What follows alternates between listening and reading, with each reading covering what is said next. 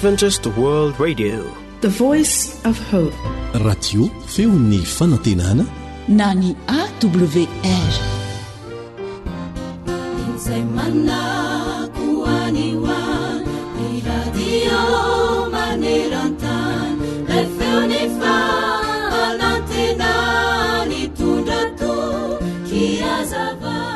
Mety miova avokoa ny olon-drehetra, ny zavadrehetra ihany koa torak'izany. Mety ho faty, mety ho loha, mety hamadika, mety hanadino, mety hankahala. Kanefa eo ilay raintsika izay any an-danitra, izay tsy mba mahafoy, tsy manadino ary tsy miova na oviana na oviana, fa fitiavana mandrakizay. Ny olon-drehetra dia mety handao anao, ny olon-drehetra mety hanaraby anao, ny olon-drehetra mety hampalahelo anao, handratra ny fonao, hifosanao, hanaratsy anao, mety hamono anao aza amin'ny fotoana raitsy am-pozina. Fa Andriamanitra kosa tsy mba hanao izany aminao mihitsy. Tsy ampijaly anao izy fa hampahery anao, ampifaly anao, ampianatra anao, hitantana anao, hamolavolanao ho tonga olom-banona ary hivoaka ho mpandresy.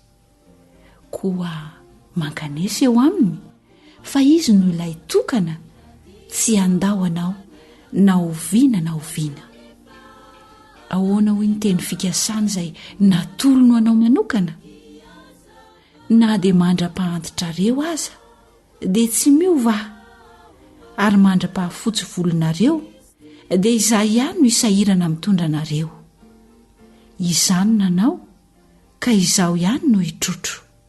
Eny, izany no hitondra sy hanafaka. Isaia 40:1.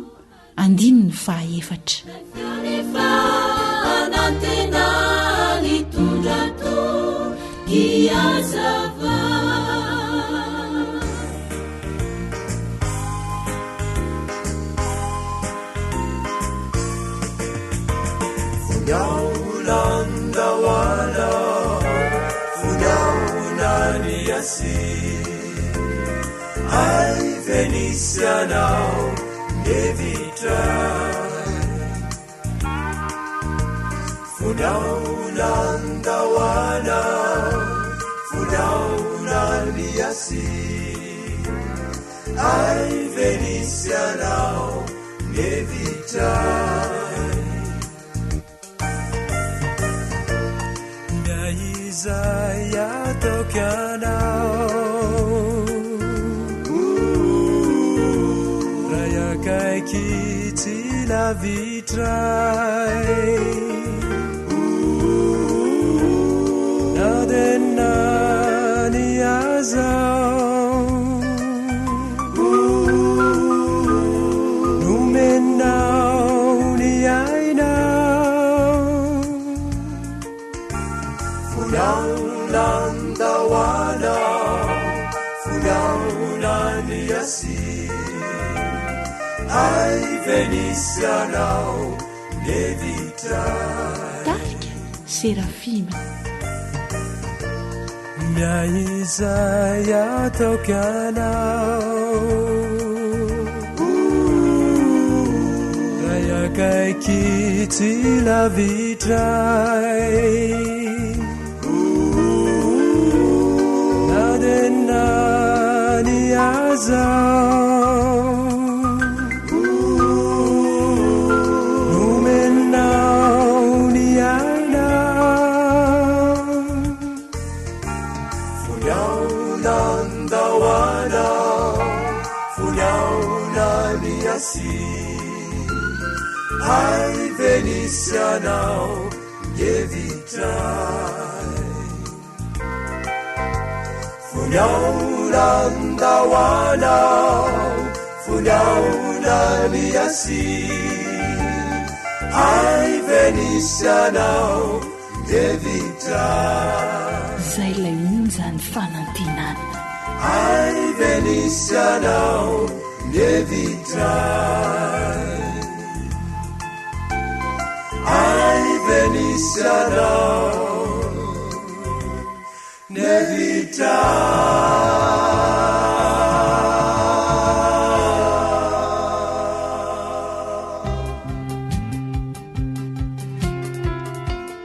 sakafo mahasoa mahasalama mahavelona atolotry ny feon'ny fanantenana manolotra raha-patsika rehetra amin'ny alalan'izao fandaharana izao indray ny ekipa ny feon'ny fanantenana manasanao anaraka ity fomba fikarakarana tsotra ary azo tanterahana tsara ity mandritra minitra vitsivitsy monja tsy ino izany fa fikarakarana mofokatsaka sy mangahazo mofokatsaka sy mangahazo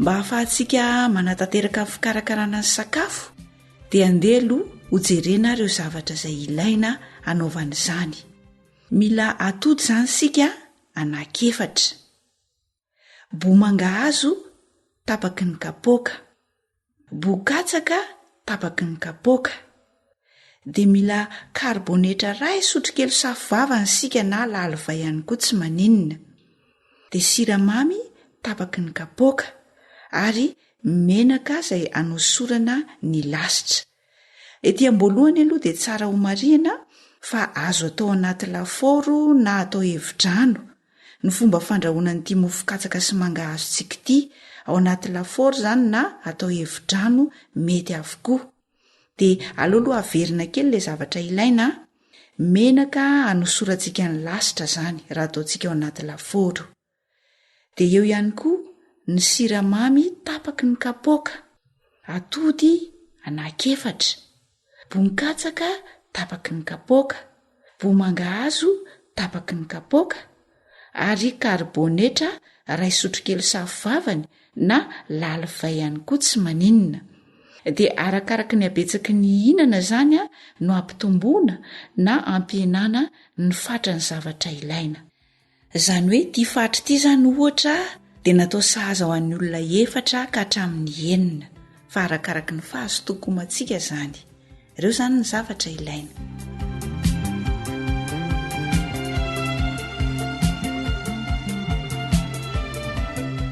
rehefa vonina ny zavatra rehetra dia ndeha hiroso amin'ny fikarakarana amin'izay isika ny ataontsika voalohany indrindra aloha izany dia vakiana ny atody ka sarahana ny tamenany sy ny tapotsiny dia ampifangaroana ao anatin'ny tsatokatina ao anatin'ny baolina lehibe anankiray ny boninkatsaka sy ny bomangahazo ary ny karbonetra dia avy eo arotsakitsika ao anatin'ireo koba ireo izany ilay tamenaka atody sy ny siramamy dia mba hampalemy tsara ny koba dia tapohana rano kely dia arona ifangaro avokoa izany ny bokatsaka ny bomangahazo ny tamenaka atody ny karbonetra ary ny siramamy izay ilay tapohana rano kely dia ampifangaroana tsara mba halemy tsara ny koba etsy andanin'izay ihany koa dia alaintsika amin'izay ny tapotsina atody dia kapohana isavovona tsara androatra toy ireny rano-tsavony ireny mihitsy izany dia avy eo araraka tsy moramora ao amin'ilay koba izay efa namboarina teo aloha iny tapotsiny efa voakapoka tsara iny dia arona moramora fa tsy atao mafy be rehefa avy eo dia afanaina meloa ny laforo raha laforo no ampiasaintsika dia hosorana menaka ny lasitra ilay lasitra andrahoana ny mofo izany dia araraka moramora ambonin'ny lasitra ny koba dia andrahoana avy hatrany ao anatin'ny laforo malefaka mandritry ny 40 minitra eo eo raha ohatra ka ataontsika evidrano ny mofo dia andrahoana ao anaty vilany misy rano izany ny koba raha ohatra ka tsy misy ny laforo atao evidrano indray izany izy fa tsy atao anatin'ny laforo fanampiny kely azontsika asiana akondro mipotsehana kely io koba io melohan'ny andrahoana azy anjarantsika izany ny manatsara arak'izay itiavantsika azy ny mofo izay andrahoantsika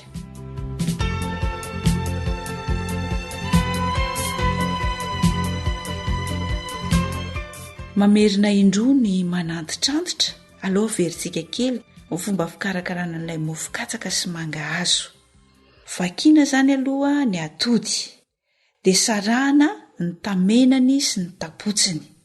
Rehefa vita izay dia maka tsatokaty tsika na baolina lehibe anankiray asiana ny koba, dia araraka ao anatin' io tsatokaty io ny bo-katsaka, ny bo-mangahazo ary ny karibonetra, dia ampifangaroana aloha ireo. Dia rehefa avy eo arotsaka ao indray ilay tamenaka atody sy ny siramamy, dia ampifangaroana ihany koa. Ka mba hampalemy tsara ny koba dia asiantsika rano kely.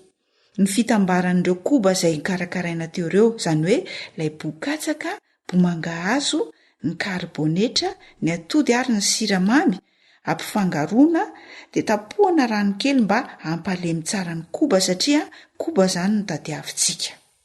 Rehefa vita izay fikarakarana izay dia alaintsika indray ilay tapotsina atody efa natokana tery aloha, dia kapohana isavovona tsara ilay tapotsina atody izany, toy ireny roatra-tsavony ireny mihitsy izany. Dia izao rehefa vita izay dia araraka moramora ao anatin'ilay koba efa nomantsika taloha iny tapotsina atody efa voakapoka tsara iny, dia arona moramora mba hifangaro. Avy eo dia hosoratsika menaka ny lasitra, dia araraka ao anatin'io lasitra io ny koba izay efa nikarakaraina teo aloha, raha ohatra ka ataontsika ao anatin'ny lafaoro ny mofo. Marihana fa mba hafanaintsika meloa zany aloha ilay lafaoro, eo amin'ny 10 minitra meloa eo zany. Ka ny faharetan'ny fotoana andrahoana n'ity mofo ity kosa ao anatin'ny lafaoro dia mandritry ny 40 minitra eo dia masaka zany ilay mofo katsaka sy mangahazo. Fa raha tiantsika mba hanatsara kokoa ny tsiron'ny mofo ataontsika dia azo asiana potsika akondro kely zany ao anatin'ilay koba melohan'ny andrahoana azy. Raha ohatra kosa sika ka tsy manana lafaoro dia azontsika atao ny manao hevi-drano. Mahandro amin'ny alalan'ny hevi-drano zany, andrahoana ao anatin'ny vilany misy rano ny koba. Raha ohatra ka tsy misy ny lafaoro dia andrahoanao mandra-pahamasany.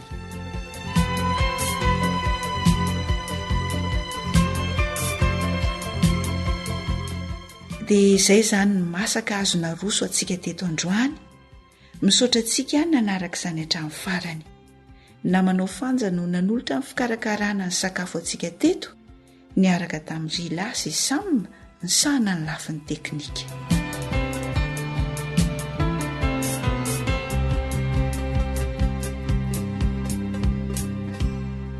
AWR Téléphone 033 37 106 13 034 06 797 62.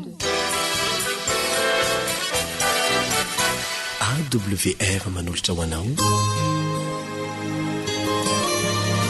feon'ny fonantenana.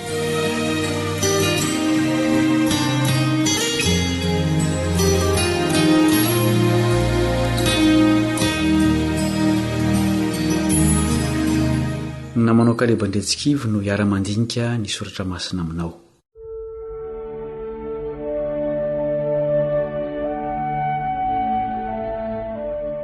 Jesosy no ilay olon'Andriamanitra nampiavana ny tany tamin'ny lanitra indray.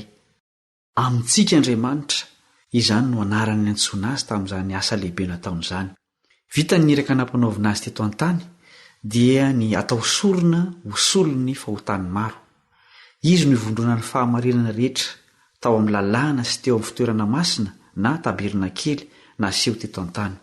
Ireto ireo fahamarinana lehibe momba ny famonjen'Andriamanitra ireo raha fitinina. Fihetren'Andriamanitra ho tonga olombelona, fanatitra, fanelanelana ary fitsarana. Jesosy avokoa no manao ireo asa ireo. Mpanelanelana na mpisolovavany an-danitra ho an'ny mpanota mino azy izy amin'izao fotoana izao. Ho tonga mpitsara mamoaka didim-pitsarana ho an'ny olombelona rehetra izy rehefa vita izany asa izany. Izany no asa farany hamaranany ny adiny tsara sy ny ratsy izay efa naharitra ela tokoa. Navelany ho rery ve ny mpino azy eo ampiandrasan'io fotoana manetriketrika farany io? Ho tadiavintsika eo amin'ny teniny valiny fa hivavaka aloha isika.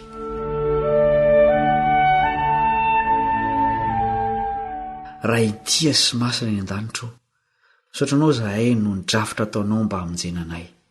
Andinika ny amin'izany ao amin'ny teninao izay ankehitriny koa mangataka ny fahazavan-tsaina avy aminao. Sokafy ny sainay ahita mazava tsara ny tianao ambara ao amin'ny teninao. Amin'ny anaran'i Jesosy mpisolo vavatianay no angatahanay izany vavaka izany. Amen.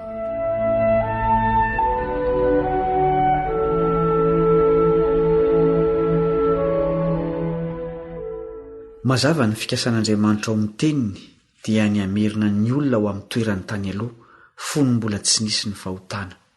Sambatra sy niadana tanteraka ny olona satria mbola niara-nonina tamin'Andriamanitra. Na tsy ary ho tena niara-nonina tamin'Andriamanitra koa ireo mpiarabelona tamin'i Jesosy, indrindra ireo mpianany, fony teo amin'izy ireo izy. Tsy naharitra ela koa nefa izany fa telo taona sy tapany teo eo fotsiny dia lasa Jesosy. Nalahelo ny mpianatra sy ny olona tsopo tamin'izany fotoana izany. Nilaza fa hiveriny iray izy, nefa iza no isolo ny toerany mandra-piveriny. Tena nanindry izay isolo azy tokoa Jesosy talohan'ny nandehanany. Fantany fa hiteraka alahelo ny fisarahana. Hoy izy eo amin'ny Jaona 4:12. Tsy hamelanareo kamboty aho, ankaty aminareo aho. Lazainy aza fa mahasoa ny fandehanany. Izao no lazainy amin'ny Jaona 4:7. Fa izaho milaza ny marina aminareo, mahatsara anareo ny fialako, fa raha tsy ala dia tsy ho avy aty aminareo ny mpananatra, fa raha andeha dia irahako aty aminareo izy. Tsy mahafoy ny olona tokoa Andriamanitra, satria na dia tsy hita intsony aza Jesosy dia nisy ny solo azy. Tsy izy izany fa ny fanahy masina, Andriamanitra afaka monina ao amin'ny olona rehetra amin'ny fomba tsy hita maso. Tsy saraka amin'izay manironena ny fanahy masina. Izany no hevitry ny tenin' Jesosy raha milaza izao teny izao izy. Arindro izaho momba anareo mandrakariva, ambara-pahatonga ny fahataperan'izao tontolo izao. Mateo 7:20.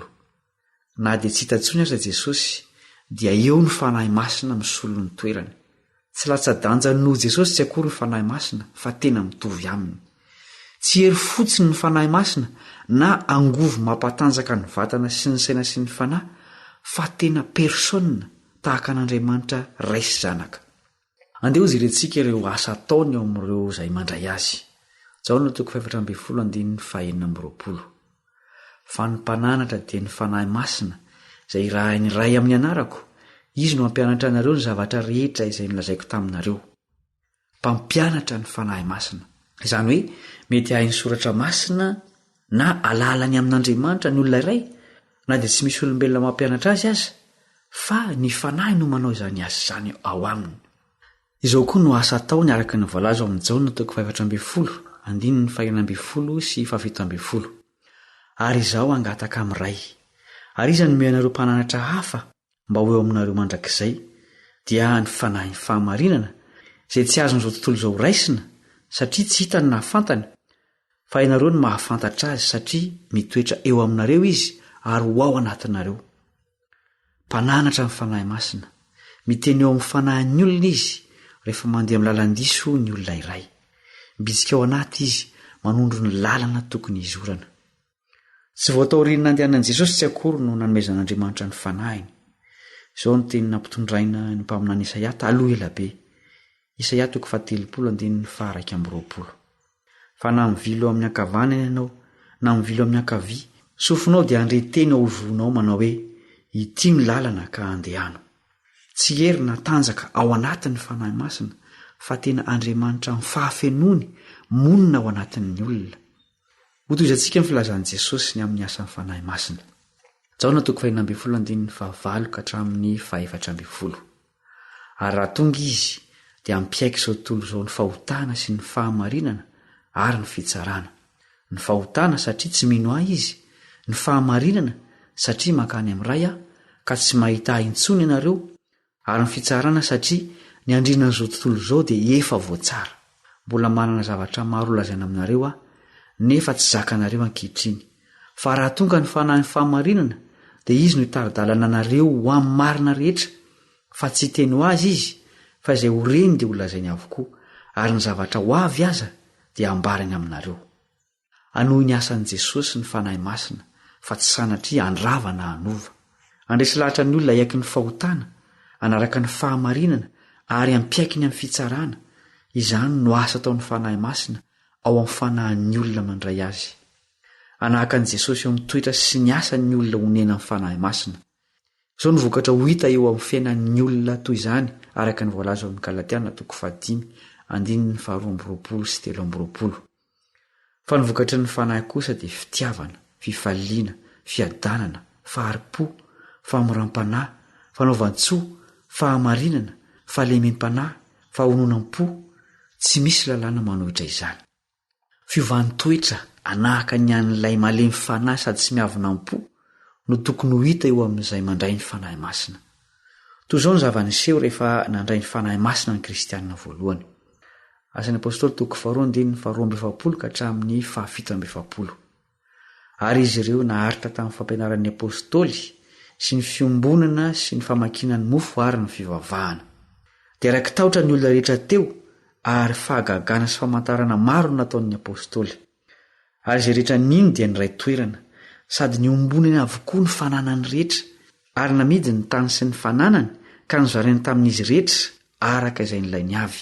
Ary dia niraisainy isan'andro izy ka nazotona keo ankianjan'ny tempoly ary namaky mofo tao an-trano ka nihinan-kanina tamin'ny fifaliana sy ny fahatsora-po, nideran'Andriamanitra sady nahita fitita amin'ny olona rehetra. Ary ny olombonjena dia nanampy ny tompo isan'andro ho isan'ireo. Nahay niara-nonina ny olona samy hafa fomba satria fanahy iray ny tao amin'izy ireo dia ny fanahin'Andriamanitra. Mpampiavana ny samy olona ny fanahy masina ary mpampiavana ny olona amin'Andriamanitra. Entitra ny fanambaran'i Jesosy ny amin'ny fepetra idirana ny amin'ny fanjakan'ny lanitra. Izao no lazaina ao amin'ny Jaona 7:5. Lazaiko aminao marina dia marina tokoa, raha misy olona tsy ateraky ny rano sy ny fanahy dia tsy mahazo miditra amin'ny fanjakan'Andriamanitra izy. Misy batisa hafa takiana amin'izay teo vonjena ankoatry ny batisan'ny rano. Tsy ino izany fa ny batisan'ny fanahy. Tsy afaka hiara-monina amin'Andriamanitra izay tsy nandalo tamin'izany fanandramana izany. Ny fanahafana an'i Kristy amin'ny toetra sy ny asa no batisan'ny fanahy masina. Io ny tombo-kase hamantarana ny olona voavitra amin'ny andro farany. Izao nambaran'ny apôstôly Paoly mikasika izany ao amin'ny Efesiana 5:7. Ary aza mampalahelo ny fanahy masin'Andriamanitra izay nanisiana tombo-kase anareo amin'ny andro fanavotana. Mety malahelo ny fanahy masina satria Andriamanitra izy. Ny fandavana ny antsony sy ny fitenenana ratsy azy no mahatonga azy alahelo sy andao tanteraka ny olona iray. Amin'izao fahavelomantsika izao no fotoana andraisana ny fanahy masina sy anekena ny batisany. Te hiara-monina indray amintsika Andriamanitra amin'ny alalan'ny fanahy mitoetra ao anatintsika. Fampanantenana nataon'i Jesosy ny hanomezan'ny fanahy masina ho an'izay mangataka aminy. Noho izany andeha ho tazonina ny teniny izy ary andeha hangataka io fanomezana amonjenantsika io isika. Andeha isika hivavaka.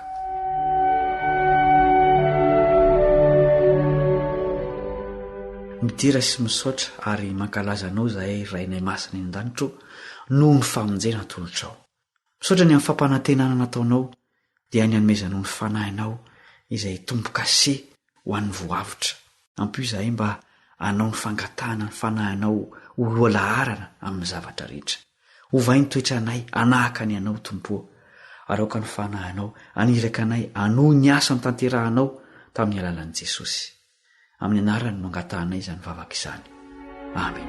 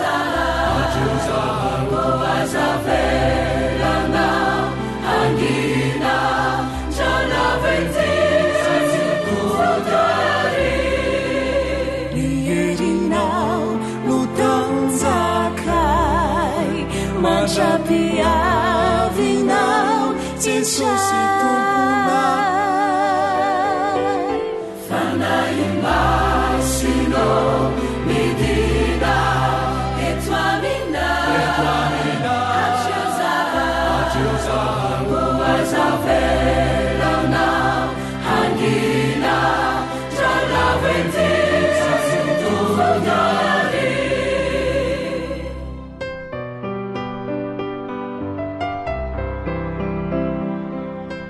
AWR boîte postale 700 Antananarivo 100.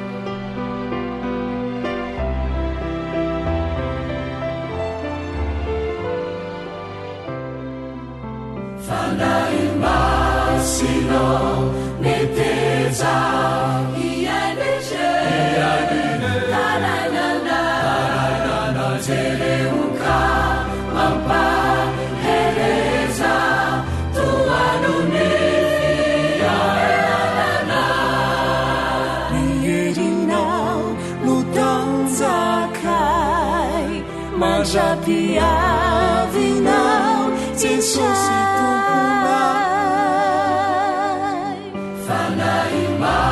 Sino meteza iadine tananana zeleuka mampa hereza tuanunifia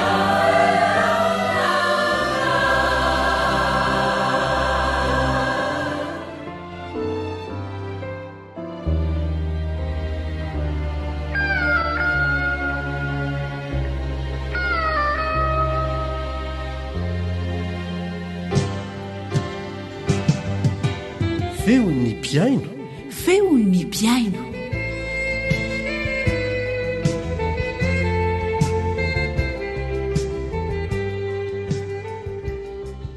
miarahaba tompoko amin'ny alalan'izay feokira famantaran'izay no anasanay ianao anaraka ampalianana ny feon'ny piaino izay izarana fijoroana vavolombelona eto vokatry ny fiainoan'izy ireo ny AWR na ny feon'ny fanantenana sy ny fiarahany amin'Andriamanitra.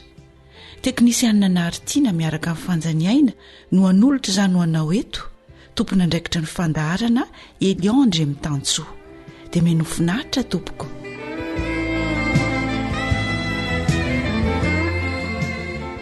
Eny ary, entinay ho any amin'iny faritra hakavandry iny ary aloha ianao, hiaraka amin'ray aman-dreny mampionina izara ny vokatry ny fiarahan'izy ireo miasa amin'Andriamanitra. Ankafizo ary.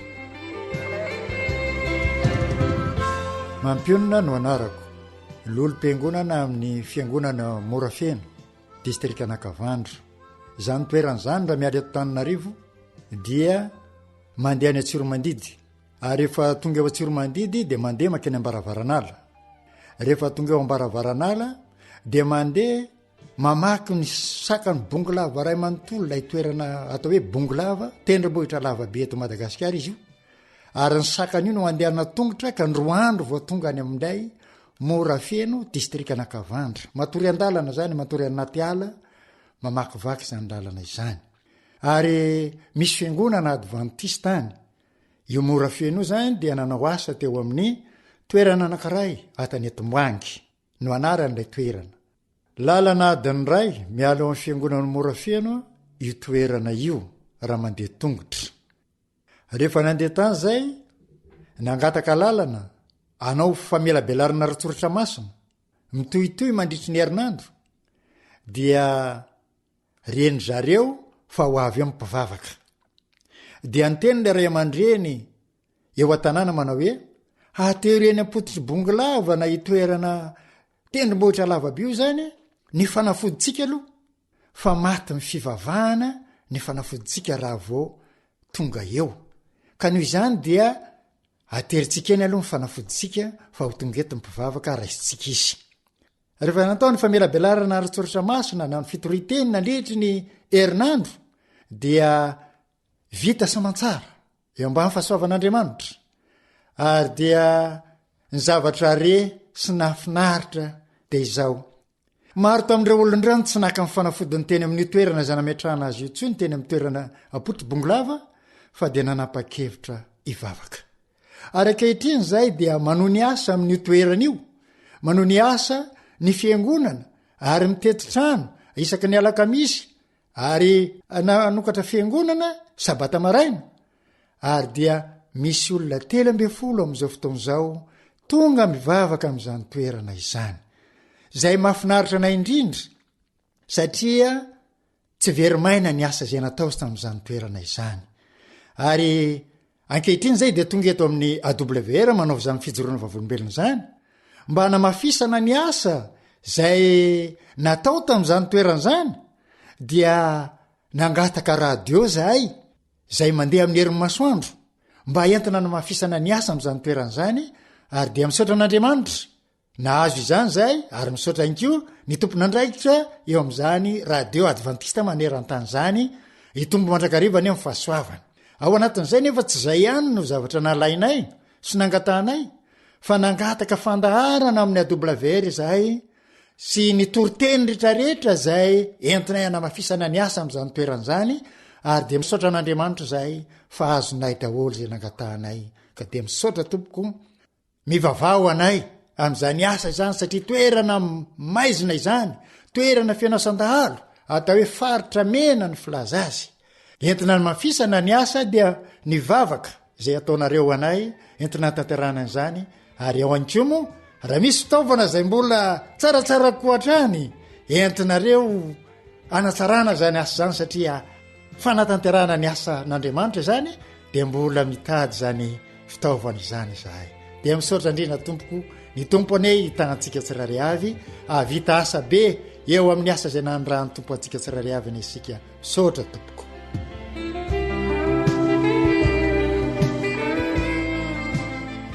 dia ikisaka kely any amparafaravola indray isika hiaraka amin'Andriamatora Mangala Patrika tia nozaraina aminao na hatonga azy anolotra ny fony ho an'Andriamanitra arao kely ne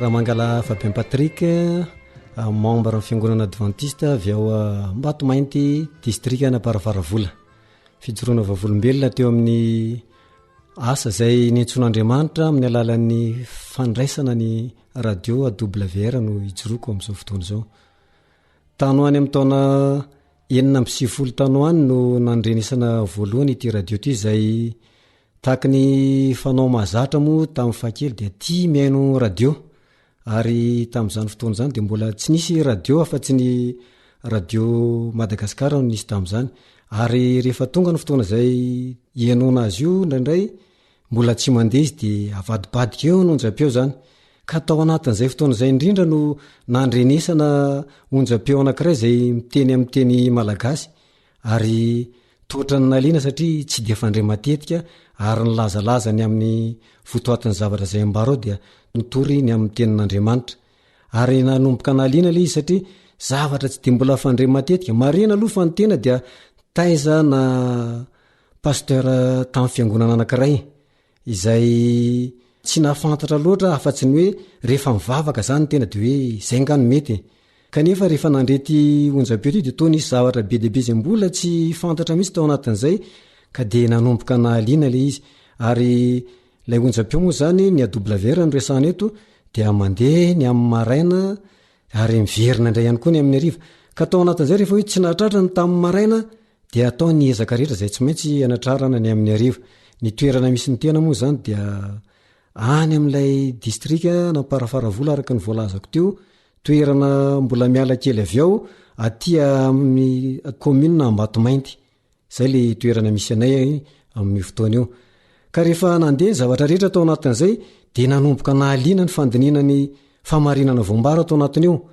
ary ny famarinana dia nitarika amin'ny fandinina azo lalindalina kokoa satria isaky ny misy toko sy andininy ambara dia jerena ny baiboly eo anatin'izay ary hita hoe fanaraka tomarina zany zavatra zany ny zavatra nisany mbola tena nafaly koa tao anatin'izay nefa dia hoe ny taiza ny ankohonana ary hatramin'ny fianakaviana manontolo tateoriana dia voasarika tao kanefa moa hoe ny filaharan'izay fanarana ny famarinana zay somary nisy fandaminana zay ngano mahatsara azy araka ny drafitr'Andriamanitra satria ny vady andefimandro ny lasa loha tao anatin'ilay fiangonana ary dia nametraka naka fotoana somary lavalava kely ny tenako manokana zay vao tena ndroso lalina zany hoe tsy mba ho taitra ny zavabaovao akory fa kosa nandeha teo amin'ny fandiniana lalina ny famarinatra zay vombara ary raha tany amin'ny taona hoe 7 tanoanina inonan'ilay radio voalohany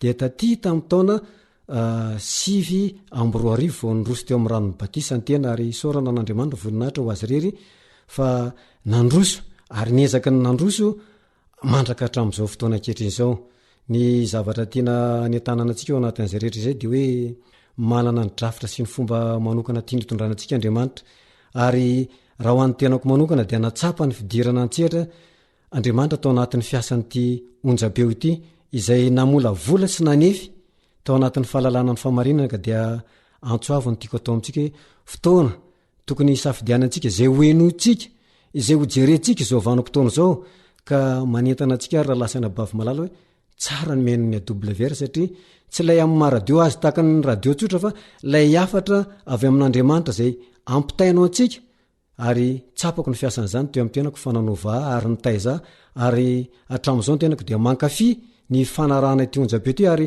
manao niezaka zay azo atao izarana sy anaparitana izany afatra zany eo amin'ny toerana misy ny tena moa mbola fanamafisana fijorona volombelona dia tsy tapaka ny mampiely ny vaovao ara-panahy alefa nyty onjabeo ty manokana fotoana mihitsy rehefa amin'ny maraina dia sokafana ny radio avoaka ny bafla mafisina ny feo dia atao maheno ny manodidina rehetra kendrena kosa nefa anatin'izany mba tsisy fitohinana ansasa fa arahana tsara ilay fehipetra hoe adiny ray zay fandehanan'ny onjabeo dia avoaka ary ampahafantarana ny olona rehetra eo zay famarina zay ny firariana dia engana isika tsiraray hitany fahasoavan'andriamanitra eo amin'ny fanarana ty onjabeo ty ary dia mankahery antsika tsiraray any amin'ny toerana izay misy antsika any fa mahery ilay andriamanitra namorona sy namonjy antsika ary dia rareny sika mba hitoetra mahatra amin'izay fanompona zay amin'ny alalany fampitanany afatra amin'ny alalan'ny tony onjabeo tony dia voninahitra ho an'andriamanitra misaotra antsika tompoko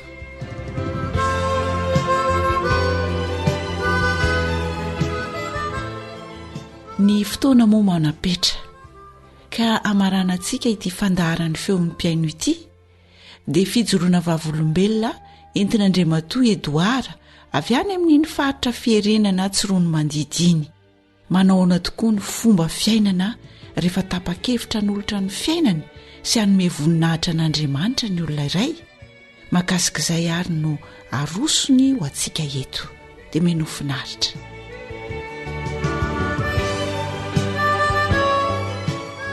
mbola Edoara avy any firenana ihany moa zany no mandray fitenenana amin'izao ray izao raha izany firenana izany moa zany raha miala eto Antananarivo ianao dia mivoaka miakandrefana amin'ny lalam-pirenena voalohany iny rehefa tonga Tsiromandidy dia mivoaka menavaratra menandrefana indray ny lalana makamy mainty rano iny zany hoe raha miala eo Tsiromandidy izy zany dia lalana 70 kilometra eo 70 kilometra zany dia tonga faritra ao amin'ny commune firenana raha miala eto Tsiromandidy ary ny tena fotom-piveloman'ny olona moa zany dia tantsaha avokoa zay ny akabetsahany mpamboly sy mpiomby daholo zany ny fotom-piveloman'ny olona any fa ny tena koa zany araka nefa ny tenenky tam-piandohana dia talempiangonana ao amin'ny firenana raha mpivavaka ao dia amin'ny 5-9 isa-tsabato eo no mivavaka ao ary ny tenako moa no mitarika izany fiangonana izany ao amin'ny firenana ary ity fijoroana vavolombelona roa ataoko ity dia mahakasika ny tanora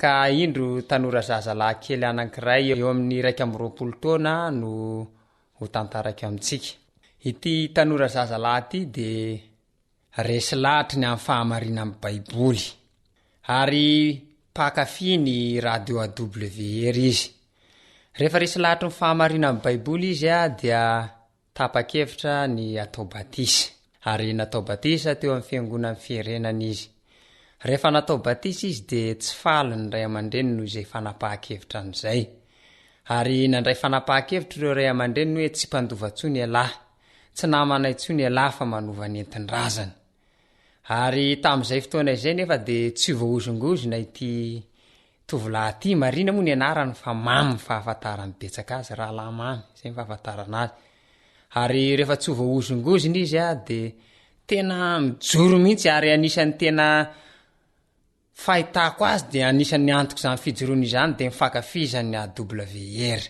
satria isan'andro san'andro izy de manana radio kely zay izy reva mitonga ny amin'ny eninora ka hatramy fitora de fa eo apotitra io radio izy ary za moa zany pray vodrindrina aminay izy de manara-maso azy foana fa tena tsy mihaino radio hafa mihitsy izy fa de io radio AW io foana ary izy de tsy mandeha miatsaha mihitsy raha tsy tapitra le ora ray zay ianony AWR ka de vokatry io fianon'ny AWR io zany de tena njoro tamin'ny finoana izy ary ny fivadiky ny toejavatra de zao resy lahatra ireo ray aman-dreny fa irahalamamy no endrindrindra indray tamin'ny zanany de lasa ny mentany izy le ny roany teo zany hoe tsy mpandova de lasa ny vadika amin'ny mentany indray satria rahalamamy ty moa zany de mazoto manao fanandramana izy amin'ny fiarahana amin'Andriamanitra de indraindray tsika tanora mety ho sendra zavatra tojony zany fa mampaheranareo fa ny Andriamanitra ivavahantsika de Andriamanitra mahery ary io rahalamamy io de anisany tena mavitrika tokoa raha amin'ny fiangonan'ny firenena ary anisany tena niteneniny tamiko fa ny fandarana tena maharesy lahatra azy indrindra zay nalefa ny fandaran'ny AWR de ny fitezana ny tanora fanabeazana ny tanora ary mbola nafatra fara moa tamin'izao diako zao fa tena io ny tena anisany naharesy lahatra azy de nandray aman-dreniny azy zao de fa makasitraka ny am'izany fivavahany eo amin'ny fiangonana Adventista izany marina moa fa reo ray aman-dreny de mbola tsy miara mivavaka aminy fa mbola any amin'ny fiangonana hafa am'izao fotoana izao moa zany de ty afatra ity de ampitaina ho an'ny tanora rehetra zay tojo ny olana tahaka ny mamy indraindray ianao mety ho tojolana mety ho roahan'ny ray aman-dreny mety ho tsy tia ny fianakaviana rehefa mandray fanapahan-kevitra ny olo tena ho an'Andriamanitra kanefa ny rahalamamy de anisany njoro izy tsy azongozongozony izy tamin'izany ary araka le voasoratra any amin'ny Romanina moa toko 7:20 zavatra rehetra de miara-miasa soa zay tian'Andriamanitra ka le ray aman-dreny le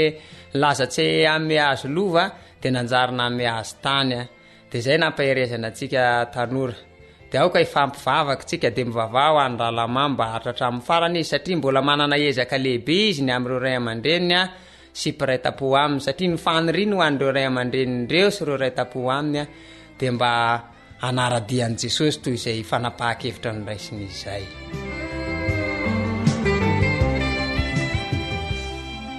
manaraka za moa zany de hijoro vavolombelona ny amin'izay nataon'Andriamanitra teo amin'ny fiainanay manokana indray ny tenako raha tamin'ny taona 724 moa zany tany aminay de anisan'ny tena nrehetra farazay tsy izy ny asan-dahalo satria sanandro vaky zao de misy veromy foana misy dahalo mamaky tanàna ray andro ny tenako rehefa andeha amonjy fiasana tany amin'ny tamimbaronay satria lavidavitry ny tanàna ihany io ary mangina ny lalana de mifanena tamin'ny olona efadany tondra lefina sy famaky ahako rehefa mifanena izahay de narabaika izy ireo de tsy niteny rehefa nandeha kelikely sabo 4 minitra de nreto izy nanaraka nanenjika anahy ny zavatra hitako anefa de tsapako hoe nisy herin'Andriamanitra namonjy satria tonga de voalasa kely zareo de le omby tonga de niazakazaka be lasa nanavitena de nanaraka fotsiny ny tenako ary zareo niazakazaka nanenjika nefa tsy nahazo de tsapako hoe tena namonjy Andriamanitra tamin'izay fotoana izay ary ratsy Jehova de efa lasa ny omby eo amin'ny fiainana moa zany de mety isy loza mitrangy eo amin'ny fiainantsika nefa tsika de hoarovan'Andriamanitra ity zavatra anankiray ity de volana faraparan'ny Février tamin'izay ary nitranga tao anatin'ny fotoana ny fampompivavahana andro sabata nikotroko ny andro fa varatokana tamin'izay fotoana izay ary nahazo ny zorony efatra tamin'io fiangonana zay mivavahana io de nisy rimbona avokoa ny tamin'ny zorony efatra tamin'ilay fiangonana teo akaiky amin'ny varavarakely nisy rem-pianakaviana anankiray niaraka ny zanany lahy-kely anankiray izany hoe lesa vily ny azona n'io varavarakely io de lasa mivaratra ny anankiray ny sandrin'io zazalahy-kely io de rovotra fotsiny lay akanjo fa zay tao anatin'ny fiangonana moa zany de tsisy naninona fa tena tsapa hoe niaro Andriamanitra tamin'io fotoana io ka de tiana manambara amintsika moa zany fantoejavatra ohatran'ireny de tena hoe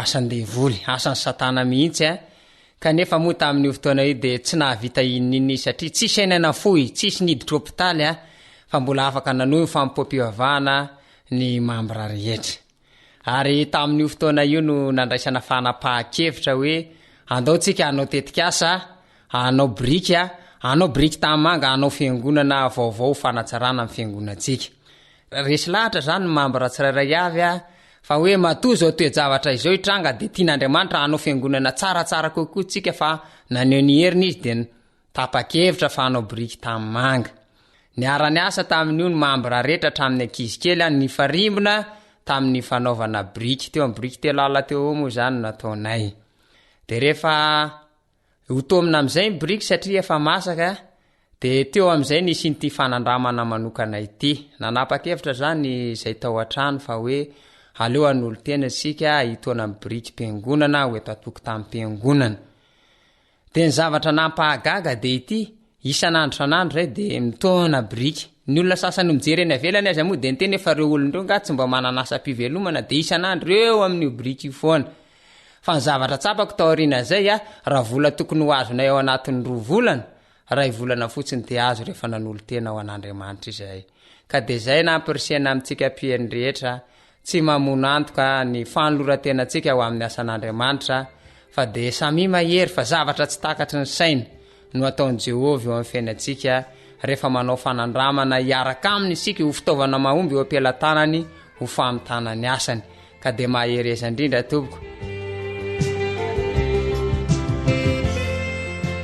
eny tokoa isaorana eram-po ianao izay nizara ny fijoroana vavolombelona teto amin'ny AWR ny firarianay dia samy ho vonina hitsenan'i Jesosy sika rehetra satria ho avy tsy ho ela izy ary izao nabetsaka aza ny zavatsarotra lalovan'ny olona tsirairay eto ambonin'ny tany dia izao no azo antoka hafa ihany ny miaraka amin'Andriamanitra arak'izay efa nozaraina tamintsika teto azo antoka ny fiainana mandrakizay noho izany anjaranao ny safidy na hanaraka azy ianao na tsia satria izao no voalaza ao amin'ny Salamo 1:1 ka hatramin'ny 7 manao hoe sambatra ny olona izay tsy mandeha eo amin'ny fisainany ratsy fanahy ary tsy mijanona eo amin'ny lalana falehan'ny mpanota ary tsy mipetraka eo amin'ny fipetrahan'ny mpaniratsira fa ny lalàn'i Jehovah ny sitrany eny ny lalàny no saintsainy ny andro aman'alina dia tahaka ny azo ambolena eo amoron'ny rano velona izy izay mamoa amin'ny fotoany ny raviny koa tsy mba malazo ary ny asany rehetra dia ataony lavorary avokoa andramo ary ka izaho fa tsara Jehovah sambatra izay olona mialoka aminy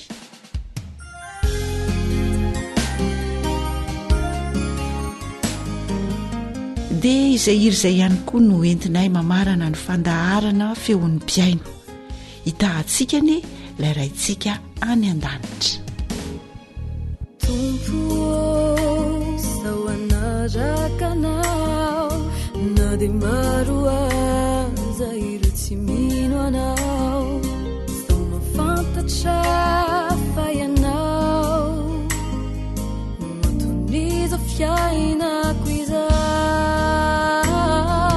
fantatro fa tsy manavaka Andriamanitry vavahako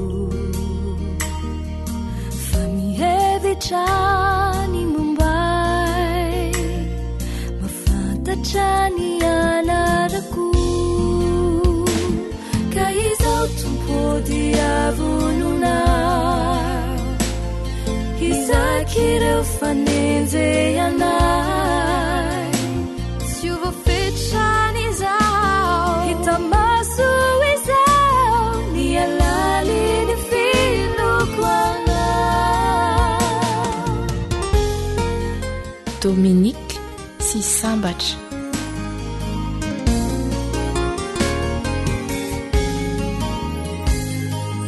Tompo zao anohiny ity na dia maro aza ireo milazo tsity zao mafantatra fa ianao no ihonizao fiainaniza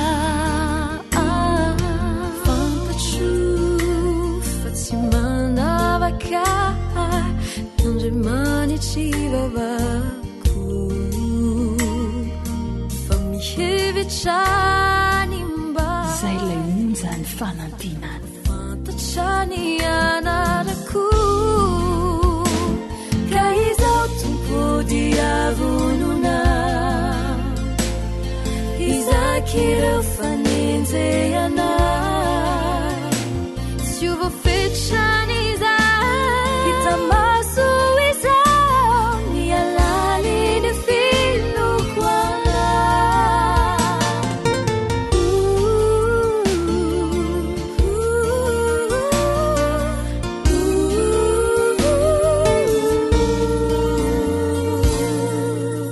akoatra ny fiainoana amin'ny alalan'ni podcast dia azonao atao ny miaino ny fandaran'ny awr sampana teny malagasy amin'ny alalan'ni facebook isanandro amin'ity pejy ity awr feon'ny fanantenana.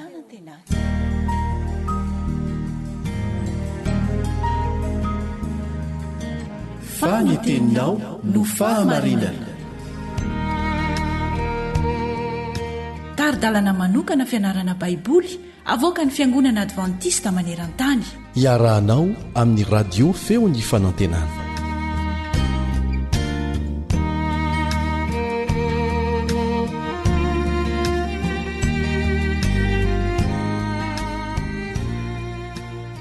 ampifaliana indray ry mpiara-mianatra ny soratra masina amiko no iarabako anareo ny namanareo ry sarandrenjatova no manoloana anareo amin'ny alala amin'ny feo amin'izao fotoan'izao. Araka nefa mazatra maromaro ireo andininy hodiniana zany mandritra ny andro maromaro. Fa ny anankiray izay ho tsongaina zany mba ho atao fitadidy mandritra ny andro maromaro izay arantsika io dia izay voasoratra ao amin'ny Matio 7:20 ny andininy 9:7. Matio 7:20 ny andininy 9:7. Toy izao mivakiny amin'ny anaran'i Jesosy. Ary tokony ho tamin'ny ora fasivy dia niantso tamin'ny feo mahery Jesosy ka nanao hoe Eli, Eli, lama sabaktani. Zany hoe Andriamanitro, Andriamanitro, nahoana ny dia mafoy ahy ianao.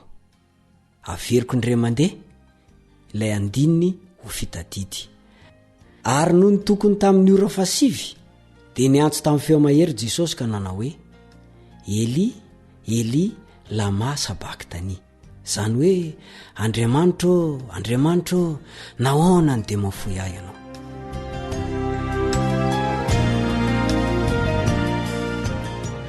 Misy namako anankiray izay tia miresaka manontany ary manady ady soratra masina amiko rehefa miona zay rola. Napetra ny tamiko ny fanontaniana hoe nahoana mory zany ro to tantaram-piainan'i Jesosy nanomboka tamin'izy mitorotoronina hatreo amin'ny 12 taonany ihany no lazain'ny baiboly. Dia ny eo anelanelan'izay tsy mba lazainy mihitsy. Fa rehefa natao batisa izy zay vao indray fa mipoitra. Kely ny fampahafantarana omeny soratra masina mikasika antsika ireo taona ny ainan'i Jesosy voalohany. Misy andininy vitsivitsy anefa milaza amintsika ireo toetoetra sy ny endriky ny tontolo natongavan'ny mpamonjy. Ohatra amin'izany zao ny Lioka 2 ny andininy 7 dia mitsambiky ny ery amin'ny andininy 12 hatramin'ny 14. Lioka 2 ny andininy 7 ny andininy 12 ka hatramin'ny 14. Ary misy ihany koa ny Matio 2 ny andininy 1 ka hatramin'ny 12. Matio 2 ny andininy 1 ka hatramin'ny 12. Ireo andininy ireo dia ahitantsika karazam-piainana natreny Jesosy hatrany am-bolony. Nateraka tao hatrany finanam-bilon'omby tao Betlehema izy. Toerana farahidina zany, tsy mba tahaka ny ahy na ny anao teny amin'ny trano manara-penitra, tsy mba tany amin'ny hopitaly. Voateraka indray nefa izy dia tsy maintsy nandositra fanenjena. Ny tety alaviran-davitra maro, lavitra be, kilometatra maro be mihitsy.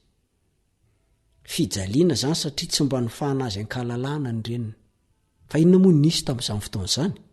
Ny mpitondra tamin'izany fotoana izany dia ny kasa hamono azy.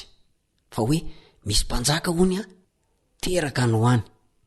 Manampy antsika hafantatra ny mampiavaka ny fahorianany aretan'i Jesosy ireo teona voalondony zany na ny fiarahamonina ny ainany Jesosy azany de fahalovany andao ange hovakintsika ny voalazany Jaona toko voalohany ny 7:7 ka hatramin'ny 9:7 Jaona toko voalohany ny 7:7 ka hatramin'ny 9:7 hoe no nampiotsy de te ala ho any Galili Jesosy ary nahita ny Filipo izy ka nanao taminy hoe manaraha ahy ary Filipo de avy any Betsaida tanànany Andrea sy Petera. Filipo kosa nahita ny Natanaela ka nanao taminy hoe efa hitanay ilay nosoratany Mosesy tao amin'ny lalàna sy nosoratany mpaminany de Jesosy zanaka Josefa avy any Nazareta. Ary hoy Natanaela taminy momba misy zava-tsova avy any Nazareta?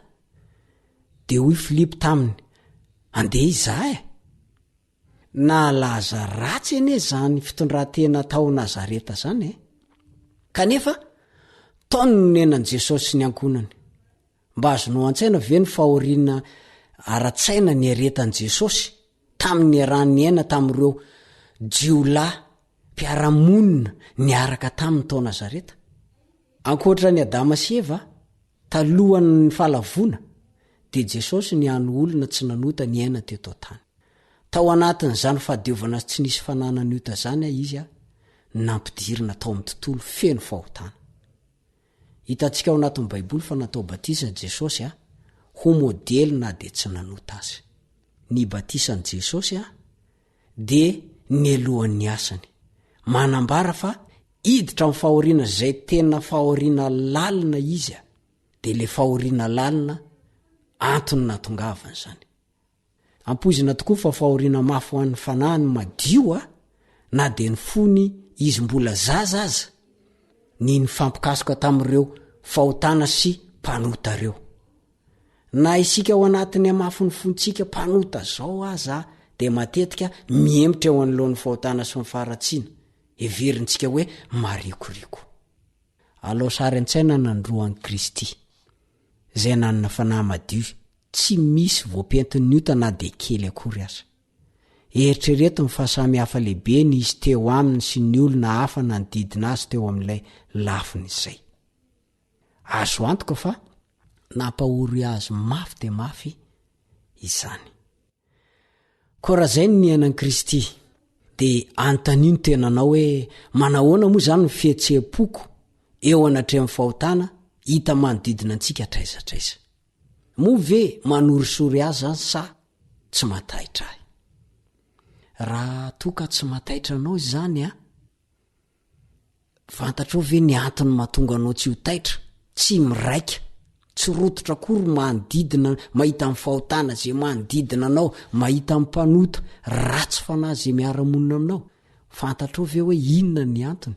Sao de mba avy amin'ny zavatra vakianao zany, sao de mba avy amin'ny zavatra jerenao zany, na koa sanatry izany avy amin'ny zavatra ataonao mihitsy no mahatonga anao tsy rototra amin'ilay fahotana manodidina anao eo. Tandremy fa mendrika ho saintsainina zany tena mendrika saintsainina zany. Atreo indray ny fiarahantsika amin'ity an'ity ny fiadanan'ny tompo ane ho aminao de ny namanao ry sarandrianjatovo manome fotoananao ho amin'ny manaraka indray. Amen.